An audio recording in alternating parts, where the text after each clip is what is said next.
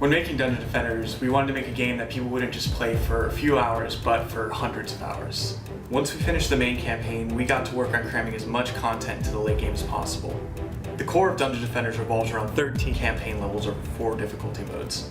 Here, you have to defend anywhere from 1 to 4 Eternia crystals as you work your way from the deepest part of the castle to the rooftops. Each difficulty mode will change the strength and speed of enemies, and of course, the harder it gets, the more experience and better loot you'll gain. In addition to the campaign, there's also a set of challenge missions.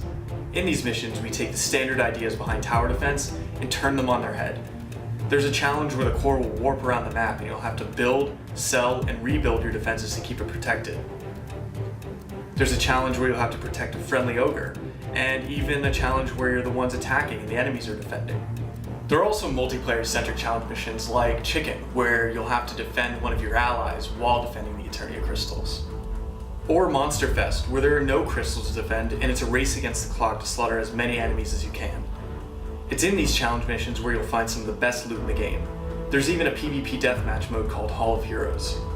There's Survival Mode, which is your standard infinite tower defense mode. The catch is, since Dungeon Defenders is an RPG, certain waves have special drops and you'll have to reach them if you want to find that loot. Then there's Pure Strategy. This is the most traditional of tower defense modes that we have. Enemies will completely ignore your hero and focus on the crystal. While in the build phase, you'll be able to build and upgrade towers, but in the combat phase, you'll only be able to upgrade. No repairing, no attacking. Players will have to have a high level of understanding of the level's layouts and the enemies to master this mode. Finally, there's Mix Mode. This is for the most hardcore players. Here, enemies are randomized and you'll have to be very skilled to get by.